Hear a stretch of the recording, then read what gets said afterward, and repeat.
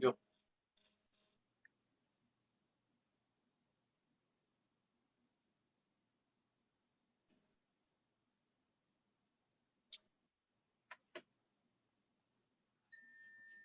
Hey, I think we're live right now.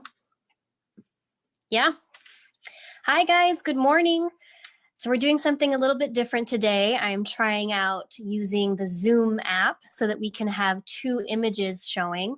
Mr. John is actually going to be helping me with all the technical aspects, so he'll be flipping the camera around and everything. So as you guys join in, today is going to be drawing a still life with our toilet paper stash. So as many as you can go ahead and grab. I wouldn't really grab any more than 3, but if you guys can grab 1 to 3, go get some toilet paper. All we're gonna need for this is some paper and a pencil and either your cotton swab or a blending stump, whichever you have. So when you guys are on, I can start flipping my camera around. Okay. So I'm gonna turn this, John.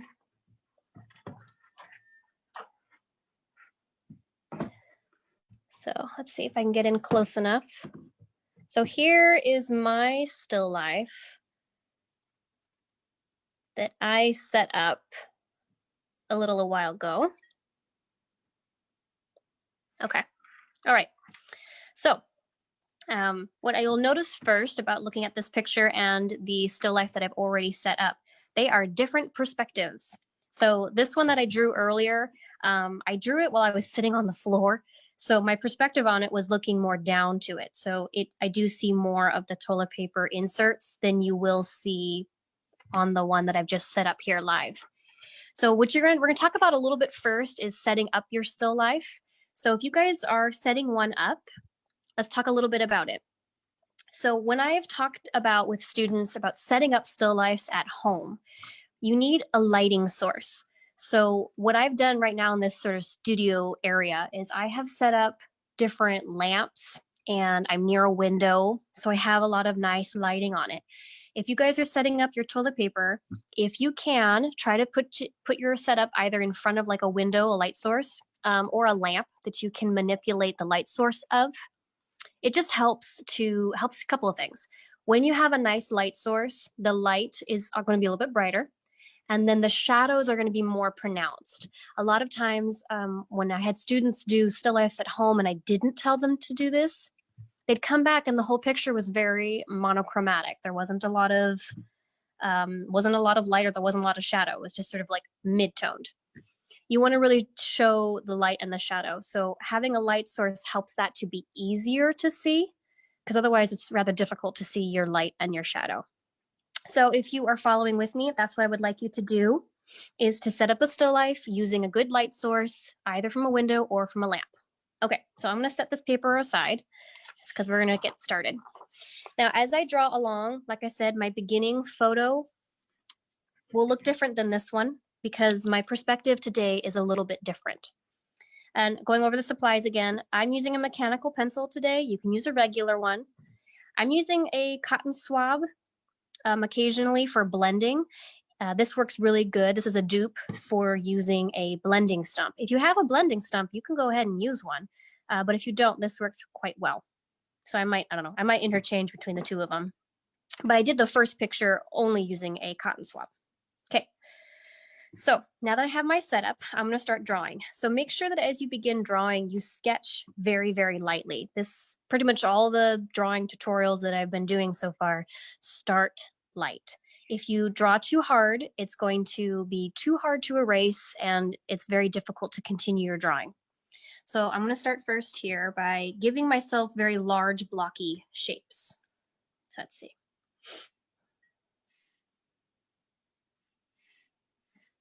So toilet paper is more or less sort of giant cylindrical shapes. So I'm going to do a very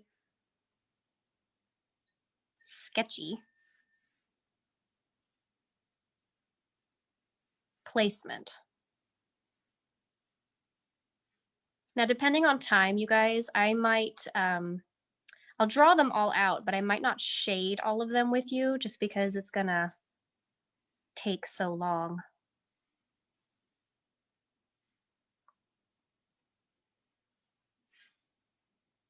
Okay, my toilet paper, if you looked at the reference, is very close together. So I'm drawing my second roll really, really close.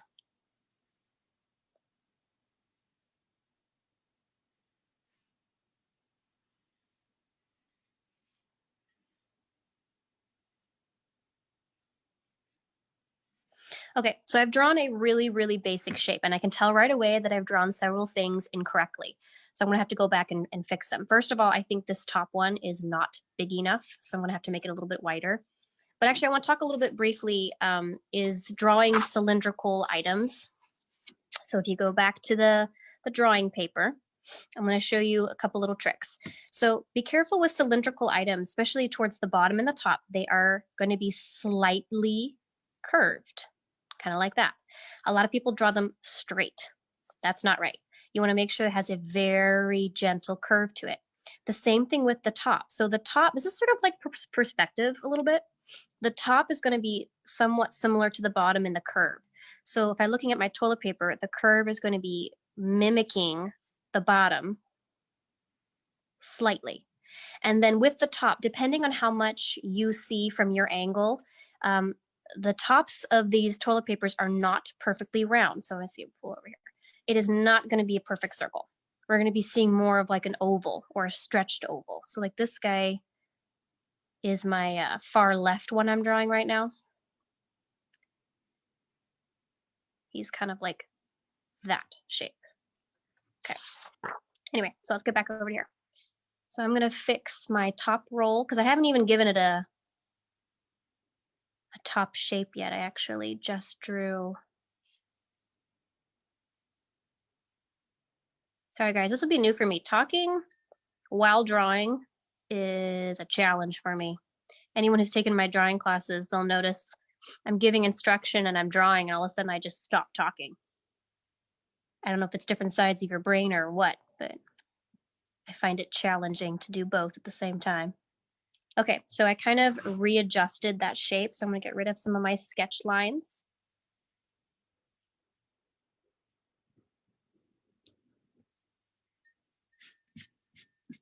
All right, now I'm going to fix the top part.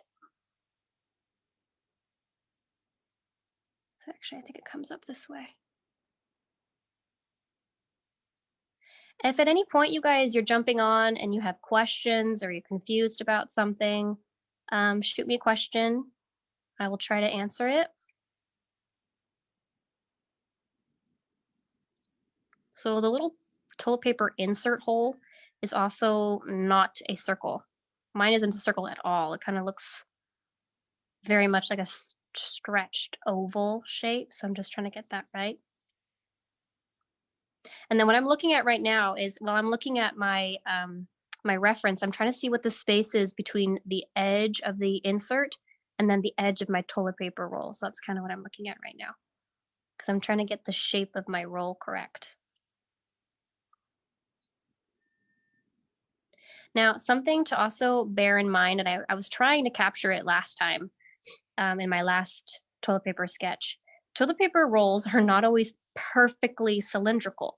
So sometimes they've been smushed or what have you. And so the toilet paper might have little bumps and edges and little angles to them. So if your toilet paper has those, put them in. Don't make it perfectly smooth if it's not.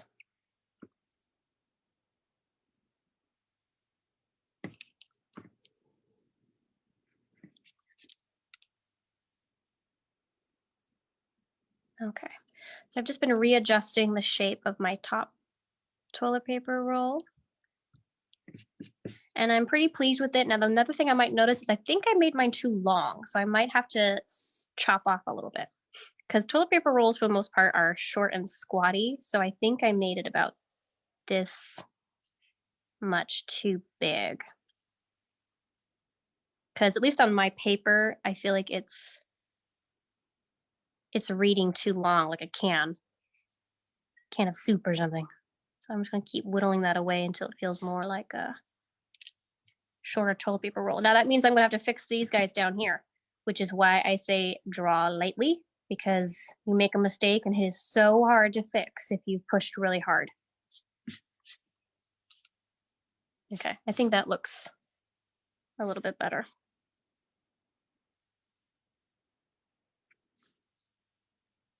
Okay, I'm happier with that for now. I think I might still go back and fix the top, but I'm gonna move on for now. All right, so I'm gonna come down into here. So there's some really interesting shapes happening down underneath, and because I'm pretty happy now with my top roll, now I can figure out more about what is happening down here. So there is only partially showing a hole for the toilet paper insert in the still life. So if you want to switch back to that real quick, John, we can see that. On the bottom right for me, actually in the camera, it's even worse. There is like barely any showing over there. Like it's super tiny. So I'm going to switch back to my drawing. So when I'm looking at my drawing, I'm only seeing like a really tiny bit, like that perhaps. So I'm going to work on this for a little bit and get this to look right, because I barely see any. It's like this big. So I'm going to tentatively fill that in. I might have to go back and fix it, but let's go with that. Okay, and then I'm looking at my reference and noticing that the back of the toilet paper roll is somewhat about here.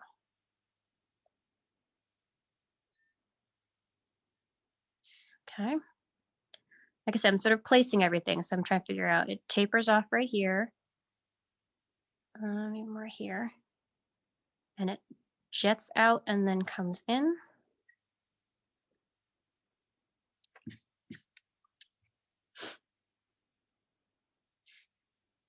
Okay, so this toilet paper, this top one is sitting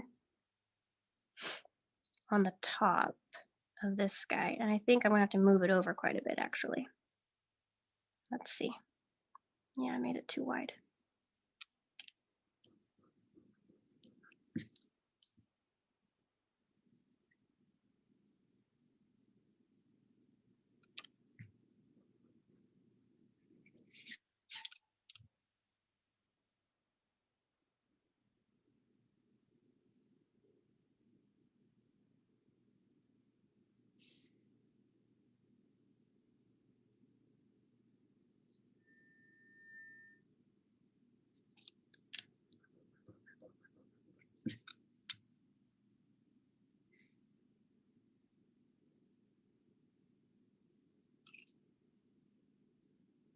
Okay.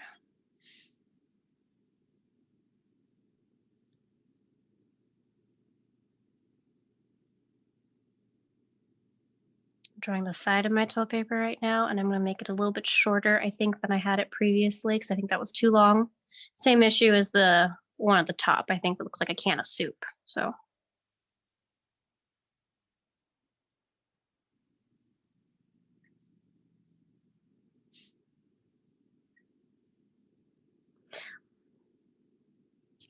okay.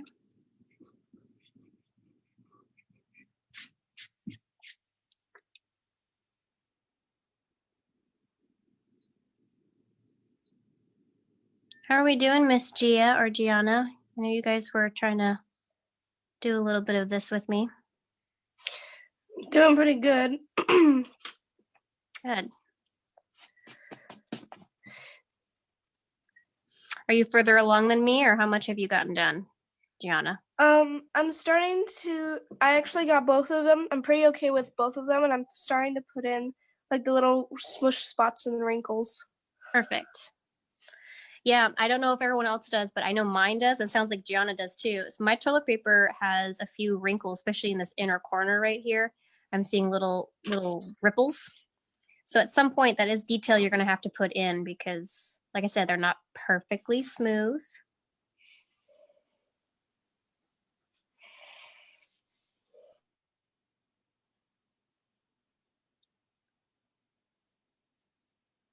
Now, I think, so hopefully this will be a really good exercise for you guys.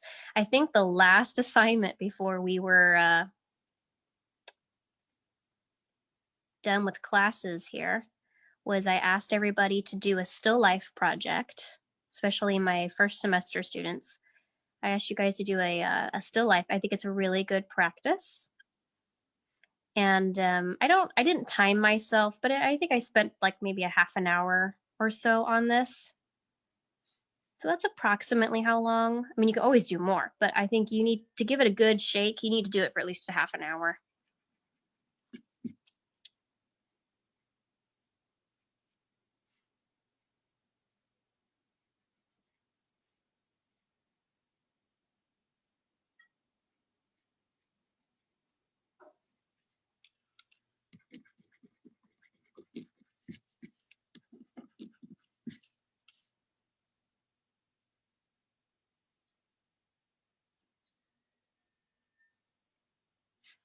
Okay, when I was down here at the bottom, you guys, oh, my camera's, there we go. When I was down here at the bottom, my paper, toilet paper rolls are pretty close to the same line. So what that means is like they're sitting approximately at the same place. Like I think maybe one of them is tilted back just a little bit. So be aware of that when you're looking at your own still life. Is it on the same plane, or is one scooted back or forward a little bit from the other? Something to pay attention to as you're looking at your own still life. Okay, let's see if I can get this done a little quicker so we can start talking about shading. So I think that's the fun part, is when you start putting in the shadow. All right, I think at this point I'm really happy with my top roll. I'm not yet pleased with the bottom one, so I'm just going to keep tweaking those just a little bit longer before I call it.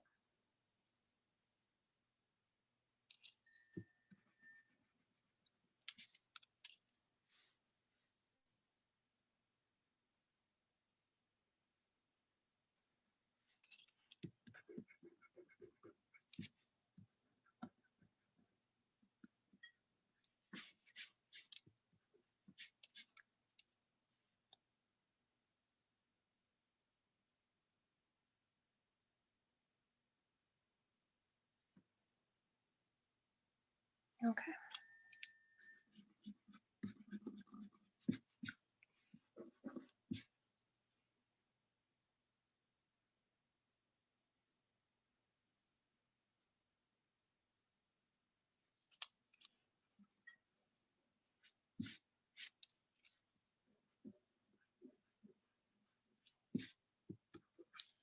All right, so how are you doing, John? Are you almost ready to start shading?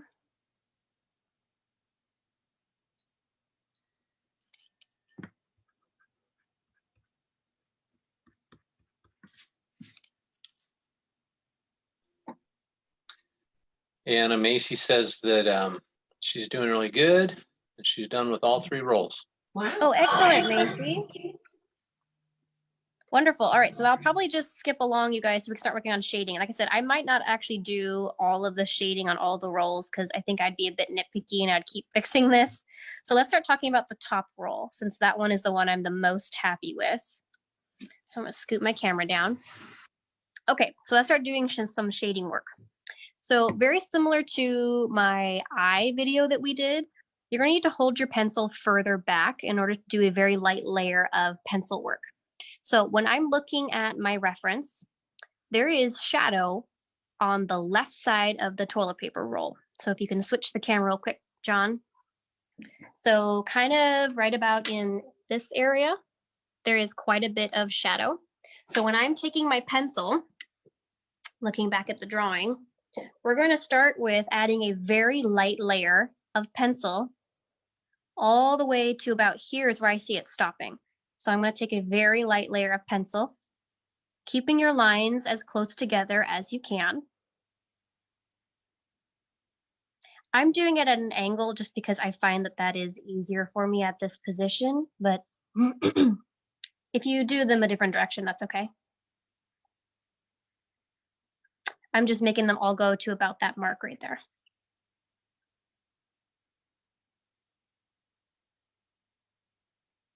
Okay, so that's layer 1.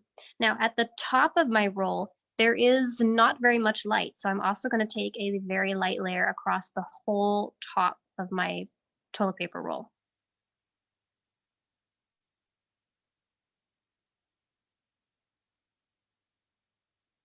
Macy, you should let me know if you are doing your own setup or if you're working on this one.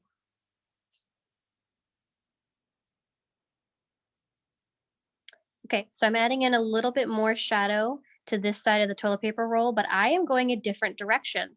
So I talked about this a little bit before in some of my actual classes. Sometimes I will pull my pencil strokes a different direction. It just sort of helps with the texture. And when I go to blend, it just helps it all appear a little bit smoother. So if you guys are starting to do a second layer, I would go in opposite direction from what you've been going. Okay, now I've tried to feather it along this edge here because now I'm gonna start working on a little bit of blending. So grab either your cotton swab or your blending stump. I'm gonna mix it up today and actually use my blending stump. I am going to very lightly, so I've talked about this a little bit in previous drawing classes, but I don't think I've talked about it in the videos. So using your blending stump, it's sort of like learning how to use a pencil, in that there is pressure control associated with using your blending stump. If you push ridiculously hard, and I'll show you what I mean. If I have a shaded area, like this, and I'll do a large piece so I can show you one without and one with. If I take my blending stump and I annihilate it, I am pushing very hard. Okay, there's what that looks like. Now, if I come back in here and I feather it, I am barely touching. Can you guys see the difference in the darkness? So one of them is annihilated and one of them is very light. So pressure control still comes into play with a blending stump. You don't need to annihilate it in the first blend. So I'm just going to take this through here, and you can either do little circular motions lightly or you can do strokes. I'm going to do a combination of the two. In particular, I'm trying to focus it along this edge so that I can kind of soften it so there's not quite so much the pencil lines showing.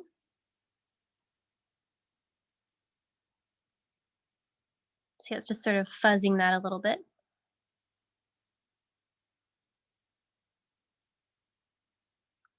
I can always go back in and blend more if I want to, or deeper if I want to. But like I said, I try to build slowly. It is very hard to go back. You end up having to erase an enormous large area, and that just takes so much time. I'm going to also take a little bit of blending up here towards the top of my toilet paper.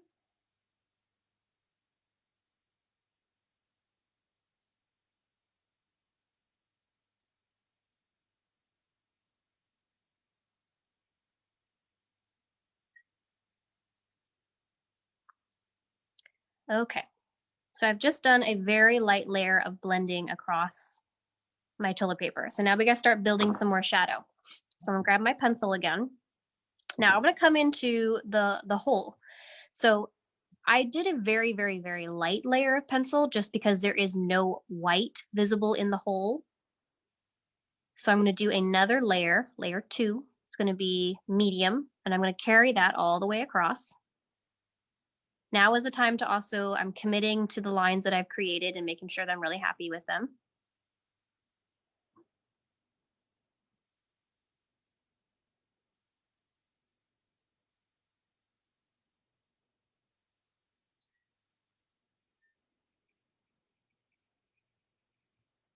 Now, if you guys have your own setup, or if you're looking at the reference, let's take a quick look and see if we can see with the camera. There should always be a dark, oh, you can't see it at all on my camera. So my camera angle can't see it at all, so I'll just have to explain it and talk about it, what I'm seeing. So let's go back to my drawing. So what I am seeing, so here's my little oval. I have light over here, right here. So over here, it's going to have more shadow than it is over here. This is going to maintain the medium, but over here, I'm going to start deepening up along the edge, and then I'm going to slowly start blending down. And it looks like I also see, oh wait, hold on, I have 2 light sources. Looks like I actually have more shadow right here as well. So right there. So I'm going to take some shadow deeply, and I'm going to gently blend up. I think that's what's more going on. Yeah, so ignore that. This is what's going on. And I'm kind of blending up like that. So if you see yours in real life, if you're drawing from real life, pay attention to what's going inside the hole. It should not all be the same value. There should be a darker side and a lighter side. It's going to create the appearance that it's a hole and that it can go down inside of it. If the whole thing is black, it just looks like you've, you know, Sharpied a hole or something.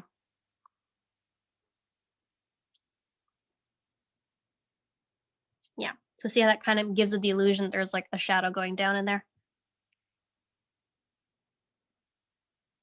So make sure that even in your little paper towel, your toilet paper holes, that there has to be a darker side and a lighter side, and have it blend. I'm blending the shadow towards the light.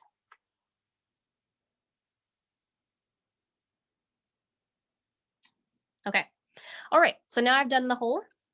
Now I'm going to go back down into the toilet paper. So what's nice about committing to a deep part of shadow and some part of your drawing is it sort of sets the precedent.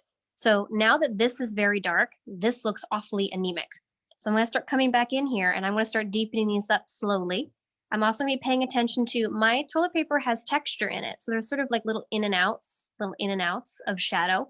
So when I start coming in with some more shadow, I'm going to begin doing that. I'm going to sort of come in and out, creating a little bit of that texture. When I'm looking at this toilet paper, I feel like there's emphasis of shadow right here.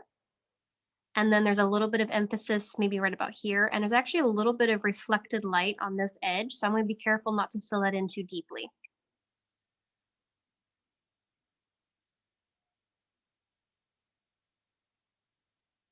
Yeah, it kind of shows up in the video a little bit. There's a little tiny bit of light towards the edge. And with cylindrical items, that happens a lot. If it's curving backwards, like around an item, you'll a lot of times see a little bit of light over there. How you doing, Gianna and Macy? Doing okay, girls? Yeah, I'm doing good. I have sort of a weird light source, so the whole of my top roll doesn't really have a highlight because the light is focusing more down on the second two rolls. Mm-hmm. So is it all just mid-tone for you? Yeah, it's a little bit mid-tone, but there is a highlight that's around here. Okay. Good. So it looks like you need to probably make that shadow inside of your toilet paper insert a little bit darker towards one side, but it's sometimes hard to see on camera. Okay.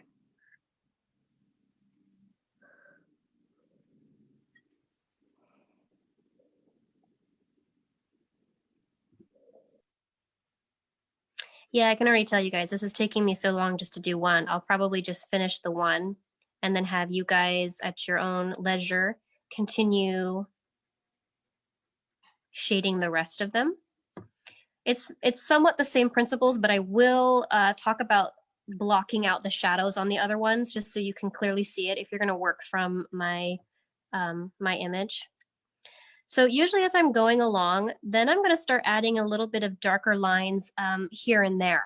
So when I'm looking at my top roll, there isn't a lot of harsh outlines. So what I see a lot of people do with still lifes is that they'll come back and they'll like, oops, broke my pencil. They'll just harshly outline everything and it just looks way too harsh. What you have to do as an artist, and this kind of happens in portraiture as well, you need to look for where there are soft lines and where there are hard lines. And every image will have a combination of both. So when you girls are doing your paper, your toilet paper, you should find that maybe one of the sides of the roll, for instance, should be a harder edge or a softer edge. For me, as I'm looking at it as a viewer, this side actually looks a little bit crisper than this side. So if I was to do a little bit of a background, it would make this side of the toilet paper stand out. And I didn't do this on the first sketch that I did because I was kind of rushing through it. But if you were to do just a little bit of a background, this would create a bit of a crisper edge over here. So that's something that you could do to make that stand out. This one to me looks pretty, let's see. Yeah, even in the camera, do you see how in the camera image, because there's such an intense light coming in from the right, to make that look really, really bright, you need to put a darker background behind it. It's going to make that appear brighter. So if you're drawing this from my reference, I would make a nice, crisp background and just have it fade out. You don't have to fill the entire paper.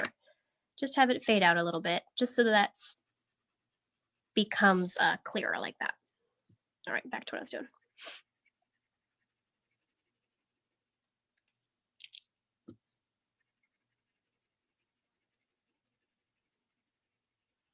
And if anyone at home has artist pencils are usually the ones that come in different numbers and letters, so they're different hard and softness.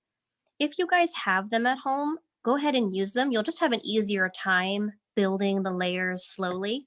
But like you can see, I'm not using artist pencils. I'm just using a regular mechanical pencil, which is an HB. So you can do it. You just have a little less control, but I've been telling all my students, I actually feel like it's sort of like my parents had me, I wasn't allowed to use a calculator for math for a very long time. And the thought process behind that was I needed to learn how to do math without a calculator so that the calculator wasn't a crutch. And so a lot of times with my students, I feel like I treat it the same way with the calculator, with our pencils and with our blending stump. Learn how to blend without a blending stump and learn how to shade without artist pencils. Then when the day comes that you use both of them, you'll find that it's so much easier. And I think you'll have a lot of skill that you've built up in the process that becomes very handy. So I don't think it's a bad thing at all to not have artist pencils. And I don't think it's a bad thing at all to have no blending stump. I didn't have either for a very long time. And looking back, I actually think it was just fine and did good things for me. So what I'm noticing now in my toilet paper is to give it a little bit of an edge. I'm coming right underneath of this line here and I'm adding a little bit more darkness and kind of blending down. This is sort of similar to when we did this in the eye, kind of the bottom lash sort of situation. I'm making it dark underneath and then I'm blending down and then potentially coming back with a little bit of a crisper line, just but going gently, just so that it adds a little emphasis on that edge. It's always interesting. I'm looking at the camera occasionally to see what it looks like.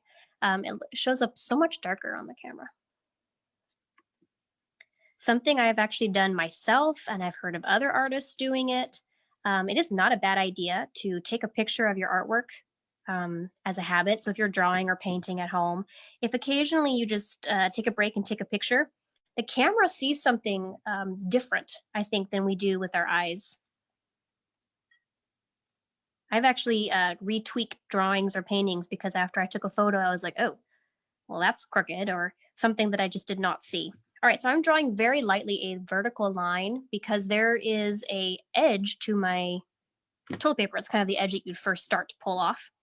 So I'm doing a very light edge. I'm doing little in and outs, and I'm not darkening the entire line all the way, but I am kind of going down it and emphasizing some of the lines. Kind of like that. And then looks like mine has double pleat, so there's a pleat and there's another pleat. So I'm going to do it again on this side.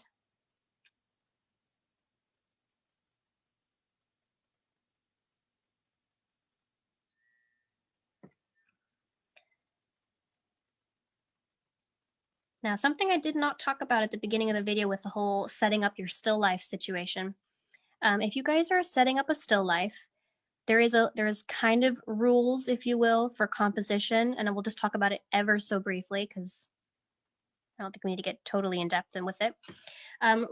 Odd numbers are usually very appealing to the eye. So when you're setting up a still life, that's the reason I did 3 toilet papers. You can do 1 or 3. 2, so even numbers is not the most ideal. If you do that, that's fine. It's not somehow, evil or wrong. But having in odd numbers is best. So if you're at home and you decide to even throw in a couple other items that are not toilet paper, that is completely reasonable and a fun idea. Just maybe think about making sure that it's an odd number. So if it's 3, then maybe 5, then maybe 7. I mean, that's a lot, but try to keep it in an odd number. And a little tidbit just for fun, you guys. When I'm actually setting up still lifes in class, which I've done a few times and it's really fun, I try to set up different textures, different heights, and different sizes. So when you're setting up a still life, try to keep all those things in mind. This one's all the same, but that's fine. We're just doing it for fun and it's for practice. But if you're setting up a still life to try to do something compositionally pleasing or different, try to keep those things in mind. Something different height, something different size, something different textures. So what I'm trying to do now is I have a little bit of, it's not really wrinkles, but kind of like wrinkles going on in my toilet paper. I'm trying to start marking out where the shadows belong. But in order for a shadow or wrinkle to work, and we just started to talk about this in drawing class, if you have a shadow, so here's my shadow. If you have a shadow and I just start working on this dark spot, if I just have the dark spot, that is all I will have is a dark spot. In order for a dark spot to work, you have to have a highlight around it. So I'm looking at my toilet paper and I'm looking at this shadow here. There needs to be a highlight right here, or on the other side, but it needs to be right next to it. So there's a highlight right Tell her here. to wake up her computer. Oh, Okay, Anna? wake up the computer. Yeah. Is it back on? Is it back? Not yet. How about now? Can you hear me now? Can I wake up now? I think it logged itself out. Oh no. So Well, we'll do you want me to do you want me to stop and log in or just keep going? I think you should probably just keep going. Okay. I don't know. What if people are using that? Well, is anybody using the toilet paper reference that I had? If you guys are, let us know.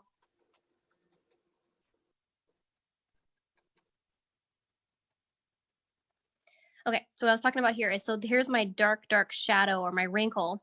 Then I have to have a highlight and there has to be another shadow. It doesn't have to be as dark as this one, but there needs to be another shadow over here.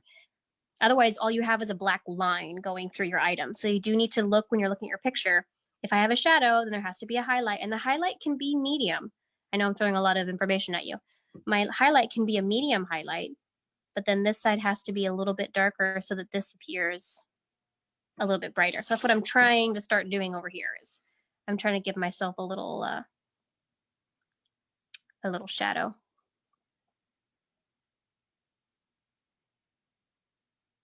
Now it's pretty harsh and the camera looks really dark. I might have to go in and lighten it, and or I'm actually going to use my blending stump. So a blending stump or the cotton swab, it does actually lighten a tiny bit. That's the other reason I'm always hesitant for kids to overuse it, because you'll get the drawing, it looks pretty good, and then they blend it and I come back and it's so much lighter. So it can actually work to your advantage if that's what you want it to do. But bear that in mind as you're going through, as you might get it a lot lighter. All right, no one said for me to turn it back on, so I'm still going.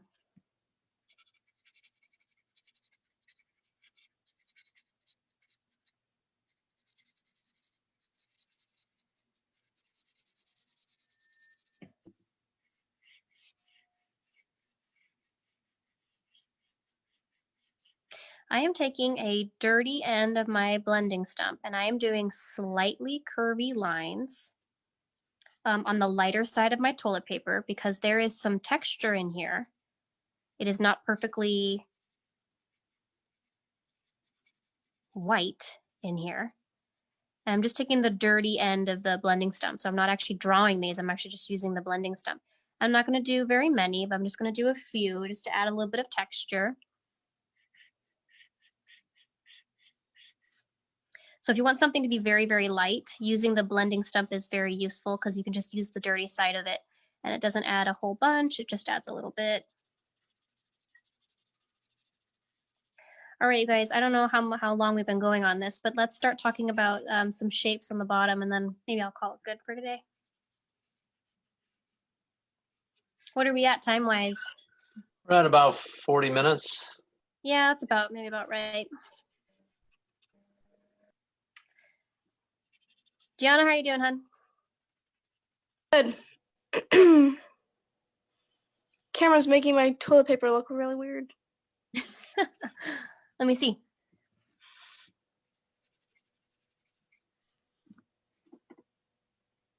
Okay. It looks, yeah, I do see. So you have like a highlight down the middle. Is that right? Yeah. Okay. Good. So even within your mid-tone, sweetie, make sure like on the top of your toilet paper, like it's what I'm doing right now on mine. You want to have a lighter side or a lighter area or in a darker area. Try to not make it all the same shade, Okay. same value. That's the word I was looking for.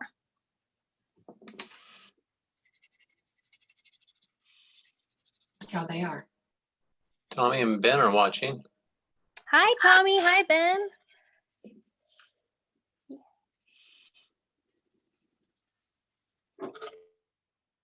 You guys have been doing all of the perspective videos. I'm happy to see that. And now I'm really excited to see your guys' still life creations. All right, I think it's looking pretty good on the camera. All right, I'm going to leave this alone because I could probably keep working on this for a while and I need to stop. Okay, so let's start talking a little bit briefly underneath. So I know that my image has now gone away for my toilet paper, but I can just walk you through it and talk about it.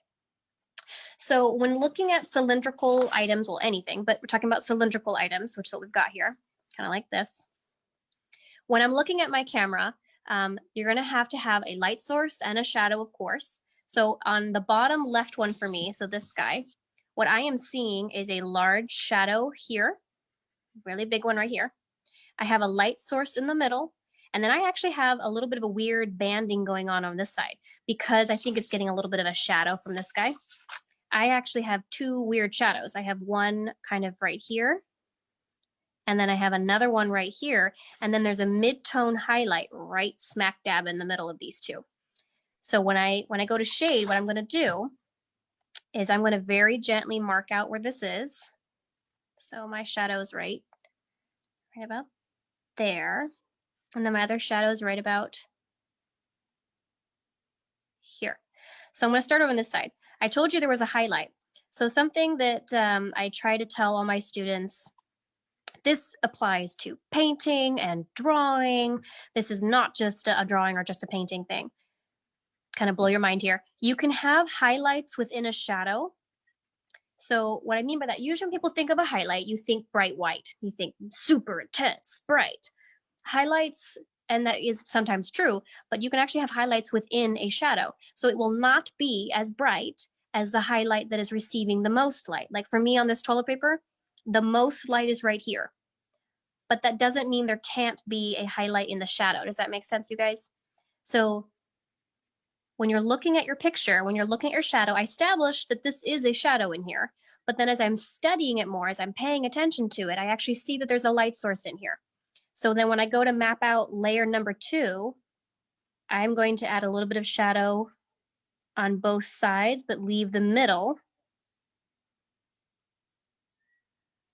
a little bit brighter.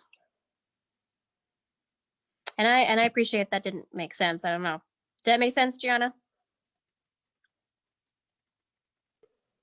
Yeah, it makes sense. Okay, good. Okay, so I just did this dark piece right here. Now there's a highlight in the middle, so I'm gonna pop over here and I'm gonna add another shadow on this side. Because that's what I'm seeing. Now, depending if you guys are working from my image, which I can take a picture of it, you guys, and maybe post it in the comment section if you want. Okay, so you see I have shadow, shadow, and I have a highlight, but this highlight is like, it has one layer of pencil on it, so it's not bright white. Now I'm also seeing something. Because this piece of toilet paper is sitting on top of this one, there is actually a shadow in this little corner over here. So in this top corner, I'm gonna make it a little bit darker because it's casting a shadow from the top of this toilet paper.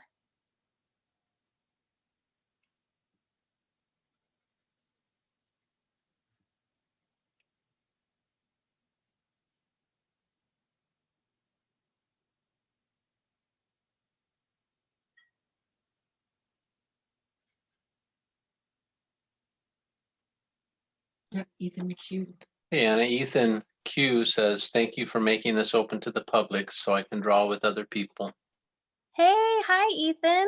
No problem. We enjoy doing this. And I like hearing from you guys. I miss seeing you guys. The Langley family joined, and they're watching. Hi, Langley family.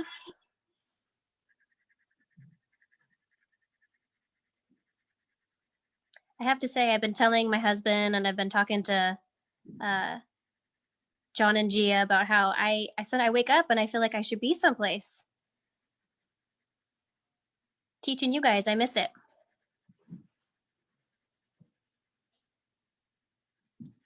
Okay, so I've added both my blocks of shadow. This one's a bit chunky, so I think I'm gonna come back here and pull it out a little bit. You'll notice again, I'm holding my pencil further back. So if you're using an HB, it's quite, I don't know, it's kind of a medium dark pencil. So holding it further back is useful because otherwise it's just way too dark. See, you guys, I do this all the time. I say I'm not going to do it, and I do it anyway. I said I wasn't going to shade the bottom one, and now I'm doing it. Anna Lena is watching also. Hi, Lena. It's good to hear from you. I like that we have all of our different locations on here today. People from Oregon City and McMinnville.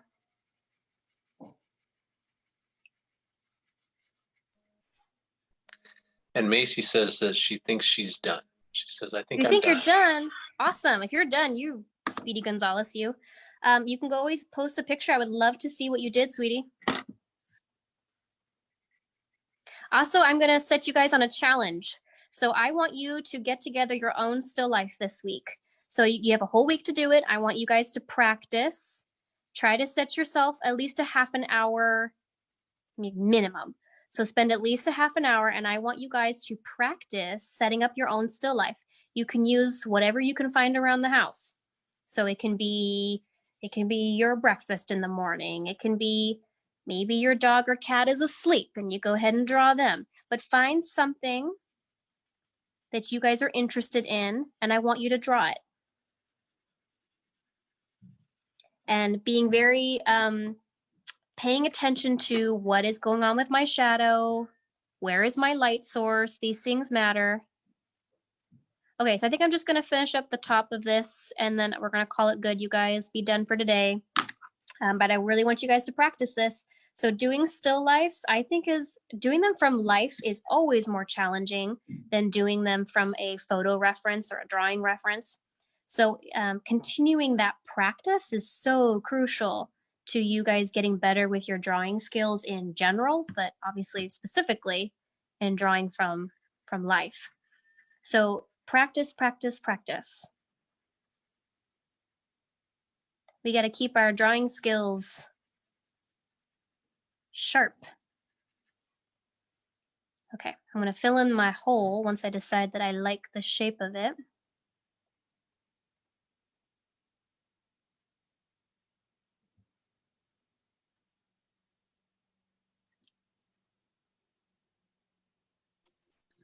Anna, I think you got better toilet paper than we do. Gianna's toilet paper looks a little banged up. Did you have to fight somebody for that one?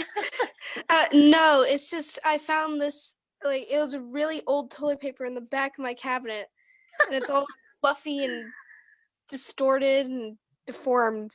It's like I'm drawing a brain tumor. Oh my gosh. Yeah. Well, whatever you've got, you got. Yep. So that just means your toilet paper has character. This is not a bad thing. It just means I'm going to get better faster because I'm drawing something not perfect. See, I like to make that my excuse if I'm drawing something that looks wonky. I'm like, yeah, well, it looks wonky in life. Just go with that. It's like that person had a big nose anyway. Right? Well, we all have different sized features, that's for sure.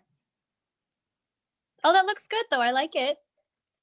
Now I have to ask you, Gianna, is the hole for your toilet paper on the bottom left one, is it that round? Maybe it is. I'm just asking. It's just from my perspective. Yes, it is that round. Okay. Okay. See, that's why I asked. So depending on where you're looking, it will appear different. I have kind of like a half bird's eye view over it. Look at you using the bird's eye view reference. I start talking about that in perspective. So good job. Okay, I'm gonna have to stop, otherwise I'll just keep doing this and I need to finish it up. So if you guys have any questions though, you can always post them in the comment section with your picture and I would love to take a look at them. And if you have any questions, certainly when we start doing our classes, you guys, and we start doing more of this, I'll be able to answer your questions even better as we go along.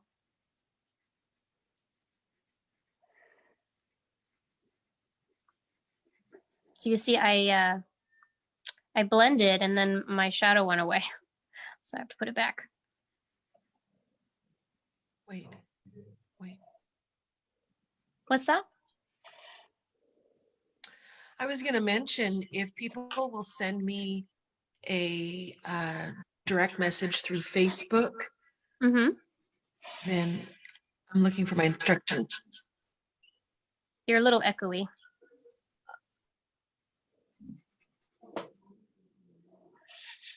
Can they hear me through you? I can hear you. Loud and clear. Okay, so if you will all send me a Facebook message just to New Creations Academy or to me personally, Gia, you can include your Facebook name so I know who you are, your actual student's real name, just first name is fine, and then an email address. Then I'll be able to invite you to participate in the next Zoom online meeting and we can see your work and you can ask questions and show Anna your work in progress the same way we're doing with Gianna right now. So you just need to send me your Facebook name, your student's actual first name, and your email address, and then I can email you the login information for Zoom for their next one that we're going to do. Awesome. It'll be much easier that way to help you guys.